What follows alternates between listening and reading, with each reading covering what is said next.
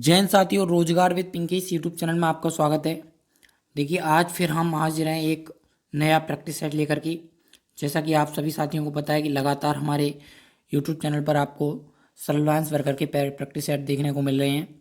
तो आज ही हमारा चौथा प्रैक्टिस सेट है, प्रैक्टिस सेट नंबर 4 है, जिसमें हमने सारे जो क्वेश्चन हैं वो आपको जो हरियाणा हमारा HSSC सर्विस सिलेक्शन बोर्ड है उसके तहत जो भी हेल्थ इंस्पेक्टर की वैकेंसी निकलती हैं, जो पिछले वर्षों में पेपर हुए हैं, वहाँ से मैंने खुद इम्पोर्टेंट क्वेश्चन जो हमें लगता है कि DSSP में आने लायक हैं, उन क्वेश्चनों को छाट करके मैंने अपने हाथों से तैयार किया है। तो आज हम इसमें टॉप 20 क्वेश्चनों के बारे में जानेंगे और साथ में उनसे रिलेटेड और भी क्वेश्चन जो भी इनसे रिलेटेड बन रहे होंगे, किस तरीके से का क्वेश्चन पूछा जा सकता है। तो ये सारी चीज़ें हम इस वीडियो में जानने वाले हैं। तो आप हमारे चैनल पर अंत तक बने रहें और भी इनको चैनल को सब्सक्राइब नहीं किया तो चैनल को सब्सक्राइब करके बेल आइकन जरूर दबा लें, ताकि health inspector, sanitary inspector, surveillance worker और गवर्नमेंट जॉब से जुड़ी सभी प्रकार की जानकारी आपको समय समय पर हमारे चैनल के माध्यम से मिलती रहे। तो चलिए,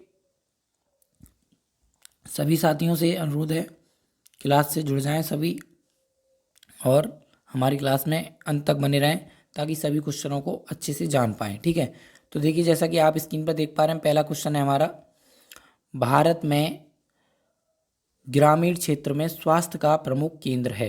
जो हमारा भारत है, भारत के अंदर जो ग्रामीण क्षेत्र हैं वहाँ पर जो स्वास्थ्य है, मतलब मनुष्य की हेल्थ के लिए सबसे प्रमुख केंद्र क्या है, सबसे ज़्यादा जो लोग जुड़े हुए हैं वो किस संस्था से जुड़े हुए हैं, कहाँ से उनको ज़्यादा अच्छा इलाज मिलता है।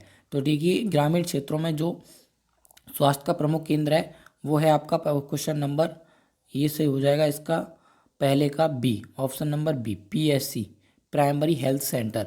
जो ग्रामीण क्षेत्र के लोग हैं उनका जो प्रमुख स्वास्थ्य केंद्र होता है वो होता है आपका प्राइमरी हेल्थ सेंटर, वहीं से वो अपना अधिकतर उसके स्वास्थ्य की देखभाल कराते हैं। ठीक है, अब बढ़ते हैं क्वेश्चन नंबर 2 की तरफ। क्वेश्चन नंबर 2 है हमारा कि भारत में पिछली जनगणना कब हुई थी। भारत में अब से पहले की बात कर रहा है ये, वर्तमान में अभी जो जनगणना हमारी फिलहाल में चल रही है उससे पहले पिछली जनगणना कब हुई थी। तो इसका ऑप्शन सही हो जाएगा बी, ऑप्शन नंबर बी, 2011। इससे पहले हमारी जो जनगणना हुई थी 2011 में हुई थी, उससे पहले 2001 में हुई थी, और अब जो होने वाली है हमारी ये 2021 में होने वाली थी, लेकिन कोविड की वजह से नहीं हो पाई, और अब ये हमारी 2023 में जनगणना इसकी चल रही है। ठीक है, अब बढ़ते हैं हम अगले क्वेश्चन की तरफ। क्वेश्चन नंबर 3 है हमारा, अंदर एवं बाहर की हवा की आवाजाही को कहते हैं। जो अंदर एवं बाहर की हवा का जो आवागमन होता है उसको हम क्या कहेंगे। तो उसके लिए हम कहते हैं, ऑप्शन नंबर ए है हमारा वायु संचार, ऑप्शन नंबर बी है वातानुकूलन, ऑप्शन नंबर सी हवा, ऑप्शन नंबर डी प्रदूषण। तो इसका राइट आंसर हो जाएगा ऑप्शन नंबर ए, वायु संचार। जो इधर से उधर, एक अंदर से बाहर और बाहर से अंदर की तरफ जो हवा का आवागमन होता है उसको हम क्या कहेंगे, वायु संचार कहते हैं। ठीक है, अब बढ़ते हैं अगले क्वेश्चन की तरफ।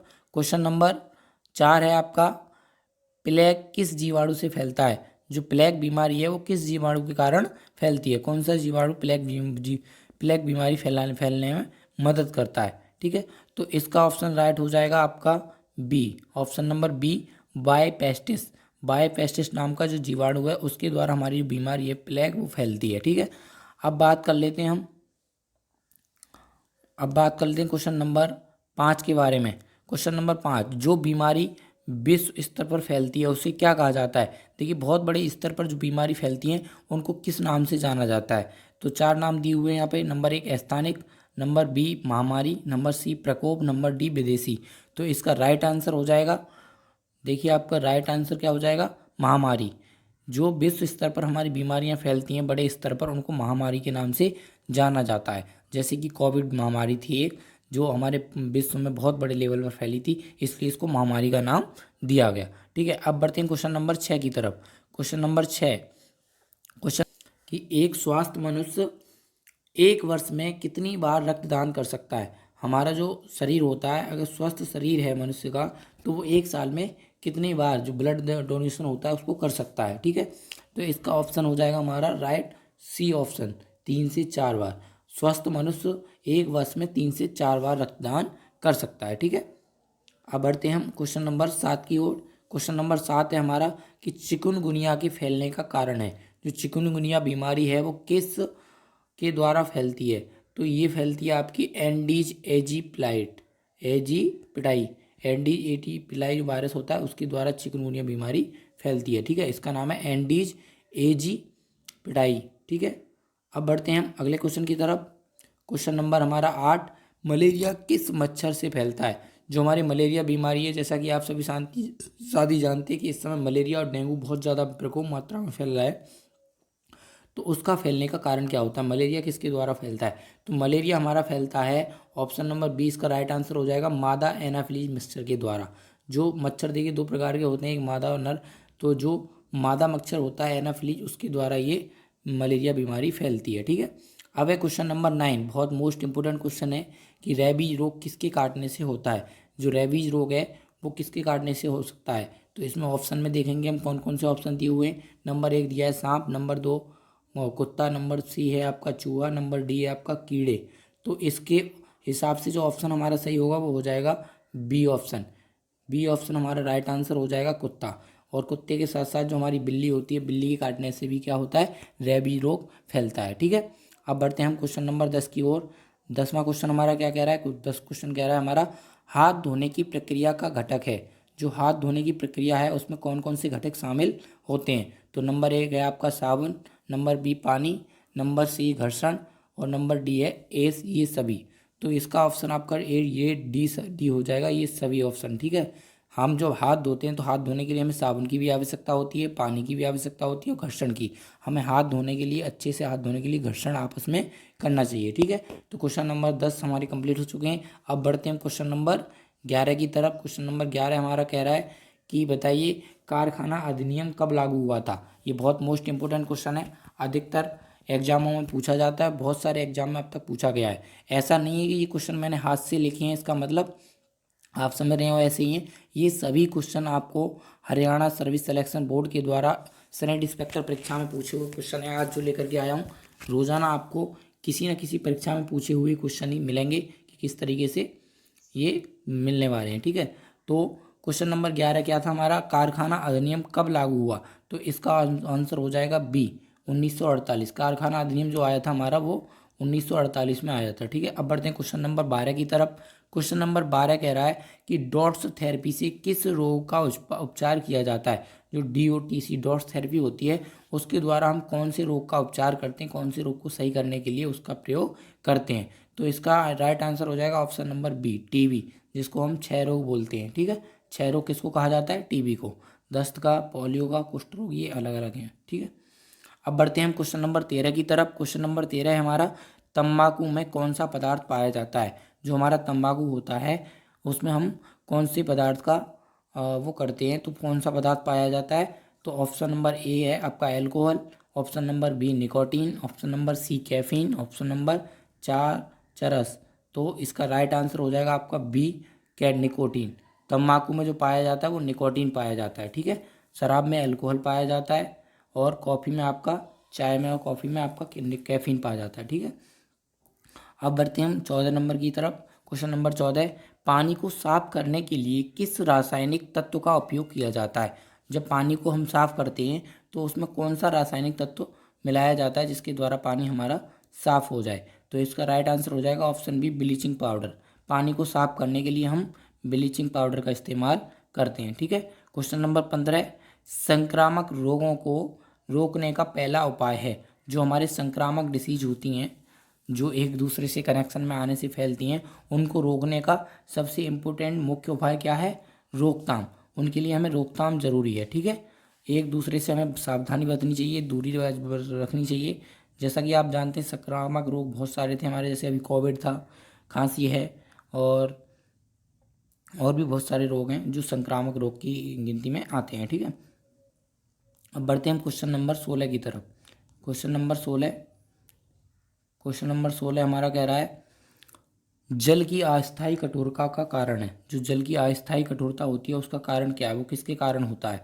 तो इसका option number C right answer हो जाएगा कार्बोनेट्स के कारण।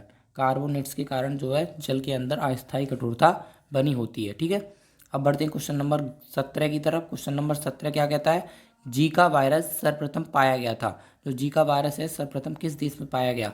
तो option number A Brazil, option number B Uganda, option number C रूस, ऑप्शन नंबर डी अमेरिका। तो इसका राइट आंसर हो जाएगा बी युगांडा।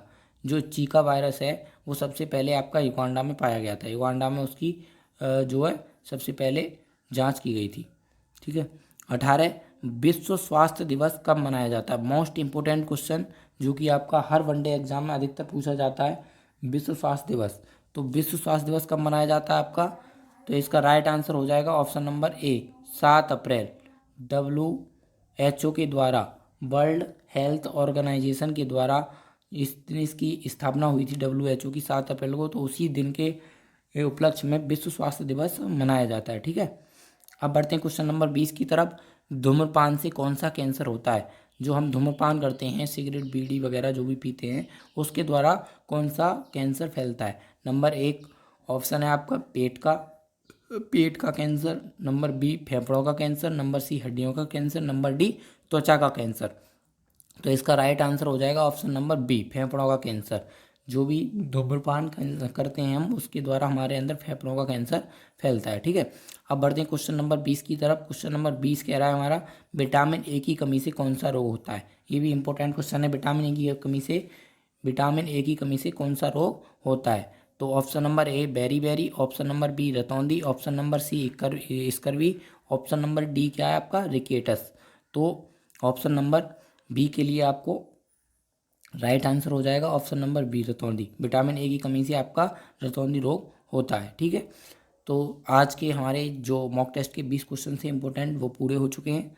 तो जिस भी भाई ने क्लास अच्छी लगे तो क्लास को लाइक और शेयर जरूर कर दें। और आपको कोई भी सजेशन चाहिए तो मैं बताता हूँ, अगर किसी भाई को सर्विलांस वर्कर की तैयारी करनी है तो हम वीडियो के डिस्क्रिप्शन में लिंक दे देते हैं, और आपको नाम भी मैं बता देता हूँ किस नाम से इसकी बुक आती है। तो पार्थ पब्लिकेशन के द्वारा एक बुक बनाई गई है DSSB और रेलवे हेल्थ इंस्पेक्टर वगैरह के लिए। बहुत ही इंपॉर्टेंट और अच्छी बुक है, जिससे 90% क्वेश्चन फंसने के चांस रहते हैं। तो आप उस बुक को ऑनलाइन या ऑफलाइन कहीं भी दुकान से परचेज कर सकते हैं। ठीक है। साथ में अगर आप बुक परचेज नहीं कर पा रहे हैं तो आपको हमारे मोस्ट इंपोर्टेंट क्वेश्चन की टॉपिक वाइज क्वेश्चन है उसकी अगर बुक चाहिए, तो वो PDF चाहिए, सॉरी PDF, तो हमें हमारे व्हाट्सअप नंबर 9758873133 पर कांटेक्ट कर सकते हैं, जो कि पेड PDF आपको प्रोवाइड करा दी जाएगी। ठीक है। धन्यवाद।